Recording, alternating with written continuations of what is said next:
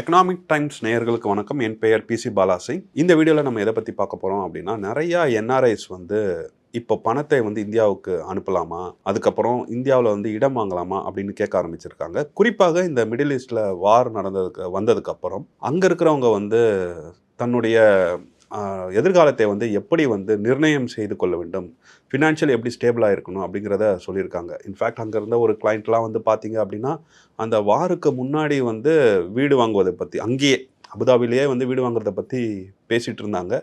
But இப்போ வந்து உடனடியாக அந்த திட்டத்தை வந்து நிறுத்தி வச்சுருக்காங்க. இது ஒரு தரப்பினர். இன்னொரு தரப்பினர் வந்து இந்தியாவில் வந்து இடங்களாக வாங்கணும் அப்படின்னு சொல்லிட்டு இருந்தவங்களும் அந்த இடங்களை வந்து நிறுத்தி வைத்துக்கொண்டு ஃபினான்ஷியல் இன்வெஸ்ட்மெண்ட்ஸில் எங்கே போகலாம் அப்படின்னு சொல்லி கேட்குறாங்க. ஒரு பதட்டமான சூழ்நிலை நிலவுது அப்படிங்கிறத நம்ம இதிலேருந்து புரிஞ்சுக்கலாம். நமக்கு வந்து பார்த்திங்கன்னா அந்நிய செலவாணி அப்படிங்கிற விஷயமும் இப்போ பேச்சு பொருளாக ஆயிருக்கு. ஏன்னா நம்ம பிரதமரே வந்து அந்நிய செலவாணி வந்து மிக விரைவாக குறைந்துட்டு வருது. இப்போது 68 லட்சம் கோடிக்கு வந்துருச்சுன்னு நினைக்கிறேன். அவர் சொல்லும்போது 70 லட்சம் கோடி இருந்தது. அவர் பேசி ஒரு 2 வாரம் இருக்கும். இப்போ 68 லட்சமாக குறைஞ்சிருக்கு. ஸோ அந்த வகையிலும் பார்க்கும்போது இப்படி என்ஆர்ஐஸ் வந்து அனுப்புகிற பணமும் வந்து இங்கே வராமல் தடைபடுமா அப்படிங்கிற கேள்வியும் எழுந்திருக்கு.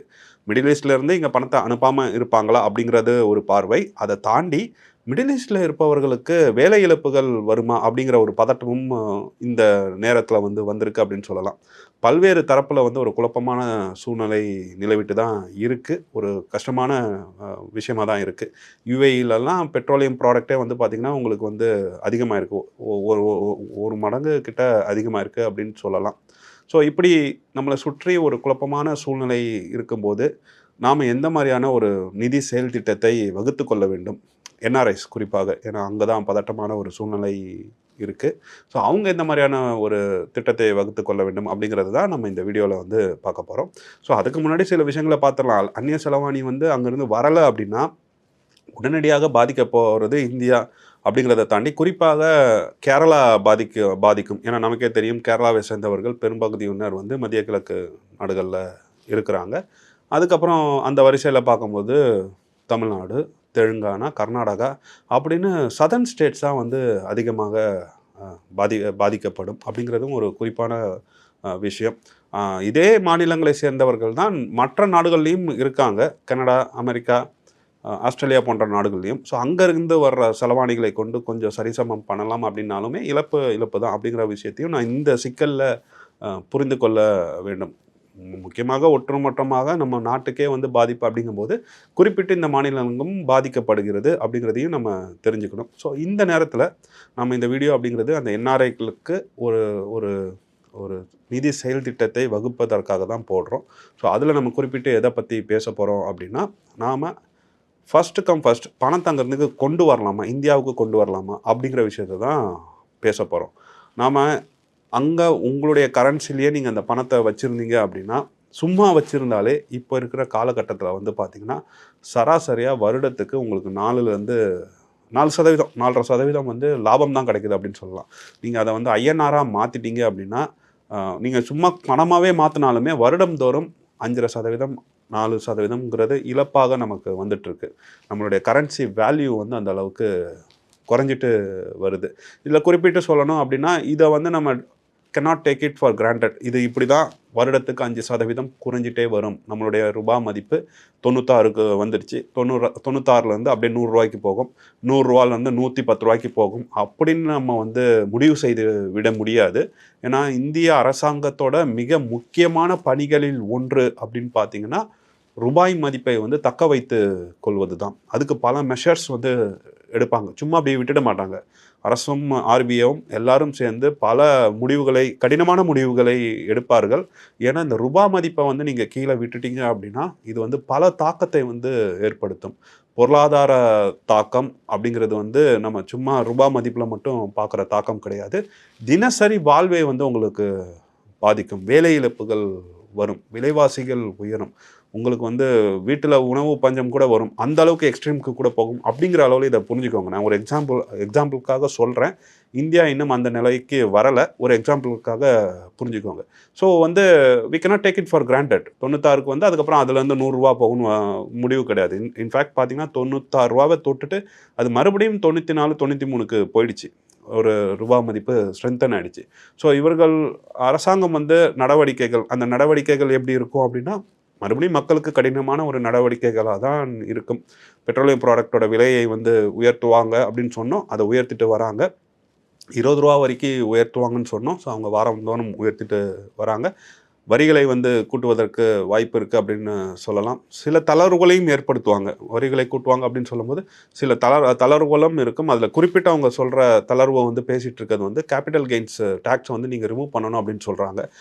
ஏன்னா அதுவும் நம்மளுடைய இந்தியர்களுக்காக கிடையாது. அப்போ தான் வெளிநாட்டு ஃபண்ட்ஸ் வந்து நம்மளுடைய ஷேர் மார்க்கெட்டில் முதலீடு செய்யப்படும் அப்படிங்கிற ஒரு ஆங்கிளில் வந்து அதை பேசிகிட்டு இருக்காங்க. ஸோ இப்படியான நடவடிக்கை எல்லாம் இருக்கும்போது நாம் வந்து ரூபாய் மதிப்பு குறையும் அப்படிங்கிற அடிப்படையில் பணத்தை வந்து அங்கேயே வச்சுக்கணும் அப்படிங்கிறது வந்து அவசியம் கிடையாது. ஆனால் வைத்துக்கொள்வதும் தவறான ஒரு நடைமுறை கிடையாது. ஸோ அந்த வகையில் நாங்கள் சொல்கிற முதல் அறிவுரை என்ன அப்படின்னா, உங்களுக்கு தேவைப்படுகின்ற அவசர நிதி உங்கள் நாட்டில் உங்கள் நாடுனா நீங்கள் பிழைக்க போகிற நாட்டில் அங்கே வந்து ஏற்படுகின்ற அத்தனை செலவுகளையும் நீங்கள் இந்தியாவுக்கு கொண்டு வராதீங்க. பொதுவாக இந்தியாவில் இருப்பவர்களுக்கு வந்து எமர்ஜென்சி ஃபண்டை வந்து நம்ம எங்கே வைப்போம் அப்படின்னு சொன்னோன்னா, லிக்விட் ஃபண்ட்ஸில் போட்டு வைங்க அப்படின்னு சொல்லுவோம். 6% நமக்கு ரிட்டர்ன்ஸ் கொடுக்கும். அதே மாதிரி அவர்களுடைய 1 வருடம் 2 வருடம் 3 வருடத்தை வந்து அந்த தேவைப்படுகின்ற பணத்தை வந்து டெட் ஃபண்ட்ஸில் போட்டு வைங்க அப்படின்னு சொல்லுவோம். ஆனால் என்ஆர்ஐஸ்க்கு வந்து இப்போ என்ன சொல்ல ஆரம்பிச்சிருக்கோம் அப்படின்னா, ஏன்னா நீங்கள் 6% நீங்கள் நோக்கி வந்துட்டீங்க அப்படின்னாலுமே அதில் 5.5% உங்களுக்கு நஷ்டம் தான் வரப்போகுது. ரூபாய் மதிப்பு இறங்குது அப்படிங்கிறதுனால நீங்கள் இங்கே கொண்டு வராதீங்க, அங்கேயே வைத்து கொள்ளுங்கள் அப்படிங்கிறத அறிவுரையாக சொல்கிறோம். அவர்கள் நாட்டிலேயே ஏதாவது லிக்விட் ஃபண்ட்ஸ் இருக்கா, டெட் ஃபண்ட்ஸ் இருக்கா அப்படிங்கிறத கண்டுபிடிச்சும் நம்ம கொடுக்குறோம். நீங்கள் கண்டுபிடிச்சி அதில் முதலீடு பண்ணுங்கள், அங்கேயே வச்சுக்கோங்க. அது வந்து 1 வருட தேவையிலிருந்து 3 வருட தேவைக்கான பணத்தை அங்கே வச்சுக்கோங்க அப்படின்னு சொல்கிறோம். மீதி இருக்கிற பணத்தையும் வந்து கிட்டத்தட்ட ஒரு 20% 30% நீங்கள் வந்து அந்த நாட்டிலேயே வந்து முதலீடு செய்வதற்கான வழிகளை பாருங்கள் அப்படிங்கிறத வந்து நம்ம 2வது இதுவாக சொல்கிறோம். ஏன்னா முன்னாடி என்ன சொல்லிட்டு இருந்தோம் அப்படின்னா, நாங்கள் 15% அப்படிங்கிறது இந்தியன் மார்க்கெட்டில் தான் கிடைக்கும். நல்லா இந்தியா வளர்ச்சி அடைஞ்சிட்டு வருது. ஸோ நீங்கள் இந்தியன் மார்க்கெட்டில் இன்வெஸ்ட் பண்ணுங்கள். அஃப்கோர்ஸ் அப்படி வருபவர்கள் ஏற்கனவே வந்து வெளிநாட்டு மார்க்கெட்லேயும் இன்வெஸ்ட் பண்ணக்கூடியவர்களால் தான் இருப்பார்கள். ஸோ அவர்களுக்கு வந்து இந்தியாவையும் நம்ம வந்து கவனிக்க சொல்லிட்டு இருந்தோம். பட் இப்போ கான்ஷியஸாக அவங்க எப்படி டைவர்சிஃபை பண்ணி வச்சுருக்காங்க அப்படின்னு பார்த்துட்டு குறிப்பிட்ட தொகையை நீங்கள் அந்த நாட்டிலேயே முதலீடு பண்ணுங்கள். இல்லை முடிந்தால் அமெரிக்கா போன்ற நாடுகளையும் முதலீடு பண்ணுங்கள் அப்படிங்கிறதையும் நம்ம 2வது அறிவுரையாக சொல்கிறோம். 3வது மிக முக்கியமாக இது எல்லாருக்குமே பொருந்தி வரக்கூடியது தான். பட் குறிப்பாக அவர்களுக்கு நம்ம சொல்கிறது ஏன் அப்படின்னா, பெரும்பான்மையோர் வந்து இந்தியாவில் இடம் வாங்குவதில் அதிக ஆர்வம் காட்டுறாங்க. அவங்களுடைய கிராமங்களில் இங்கே வந்து வீடு வாங்குவதை வந்து பெருமையாக நினைக்கிறாங்க. அது ரொம்ப எளிமையாகவும் நினைக்கிறாங்க. ஏன்னா அவங்கக்கிட்ட நிறையா பணம் இருக்கும். அந்த பணத்தை வந்து இந்திய ரூபாயில் மாற்றும்போது அந்த இடம் வாங்குவதாகட்டும், வீடு வாங்குவதாகட்டும் ரொம்ப எளிமையான செயலாக இருப்பதால் அதில் வந்து அதிக ஆர்வம் காட்டிட்டு வந்தாங்க. அதை ஆஃப்கோர்ஸ் நாங்கள் ஆரம்பத்திலேருந்தே வந்து தவிர்க்க சொல்லிட்டு வரோம். இந்த மாதிரி வீட்டில் போய் முதலீடு பண்ணாதீங்க, இடத்துல முதலீடு பண்ணாதீங்க அப்படிங்கிறத நாங்கள் வந்து பாடமாக சொல்லி கொடுத்துட்டு வரோம். இப்போ வந்து அதிகமானவர் புரிந்து கொண்டார்கள் அப்படின்னு சொல்லலாம். ஏன்னா நம்ம வந்து இடமாக போட்டாலும் அதோட வளர்ச்சி அப்படிங்கிறது வந்து பார்த்திங்கன்னா ஒரு 7% 8% தான் வருது. அப்படிங்கும்போது நம்ம ஏற்கனவே பார்த்த மாதிரி 5% உங்களுக்கு அந்த கரன்சிலேயே டிவேல்யூ ஆகிடுது, குறைஞ்சிடுது. அப்படிங்கும்போது இந்த இன்வெஸ்ட்மெண்ட் அப்படிங்கிறது ஒரு சரியான இன்வெஸ்ட்மெண்ட்டாக இருக்காது அப்படிங்கிறத புரிஞ்சுக்கிறாங்க. அப்படிப்பட்டவர்கள் வந்து அதிகமாக வருமானம் தருகின்ற புதிய இன்வெஸ்ட்மெண்ட்ஸ்களை தேடி படிக்கவும் தொடங்கியிருக்காங்க அப்படின்னு சொல்லலாம். ஸோ இந்த 3 விஷயங்களை தான் நாங்கள் வந்து எடுத்து சொல்கிறோம். எங்கள் கிட்ட வந்து கேட்பவர்களிடம் எடுத்து சொல்கிறோம். இதில் வந்து உங்களுக்கு எது சரியாக இருக்குது அப்படின்னு பாருங்கள். இந்த நேரத்தில் நம்ம எல்லாருமே என்ஆர்ஐஸ் மட்டும் கிடையாது, எல்லாருமே கவனமாக இருக்க வேண்டியது நம்மளுடைய எமர்ஜென்சி ஃபண்ட். அந்த எமர்ஜென்சி ஃபண்ட் அப்படிங்கிறது நம்ம செலவுகளை தாங்குறது, அவசர செலவுகளை தாங்குவது அப்படிங்கிறத தாண்டி நமக்கு வேலை இழந்தால் நம்ம அடுத்த 1 வருடம் என்ன பண்ணுவோம், அடுத்த 2 வருடம் என்ன பண்ணுவோம், அந்த அடிப்படையில் இப்போ நம்ம வந்து தீர்க்கமாக முடிவு பண்ண வேண்டிய ஒரு இடத்துக்கு வந்திருக்கோம் அப்படின்னு சொல்லலாம். இது வந்து என்ஆர்ஐஸ்க்கு மட்டும் கிடையாது, இங்கே இந்தியாவில் ஐடி நிறுவனங்களில் இருப்பவர்களுக்கும் இந்த மாதிரியான அறிவுரைகளை நம்ம வந்து சொல்ல தொடங்கியிருக்கோம். அஃப்கோர்ஸ் இன்னொரு காமன் நம்ம அட்வைஸ் என்ன கொடுத்துருக்கோம் அப்படின்னா, போர் தொடங்கிய உடனே கொடுத்தது வந்து பெரிய கடன்களுக்கு வந்து போகாதீங்க. அது வந்து வீட்டு கடனாக இருக்கலாம், இல்லை வாகன கடனாக இருக்கலாம். அதிக அளவான கடனுக்கு இப்போ போய் மாட்டிக்காதீங்க. அஃப்கோர்ஸ் உங்களால் சர்வீஸ் பண்ண முடியும், உங்ககிட்ட நிறையா பணம் இருக்குது, நீங்கள் வந்து எப்படி அந்த லோனை அடைச்சிட முடியும், உங்கள் வேலையை நம்பி நீங்கள் இல்லை அப்படிங்கும்போது அப்போ நீங்கள் கடனை வாங்கலாம். ஏன்னா உங்களுக்கு தான் வந்து 7% 8% வந்து லோன் கொடுப்பாங்க.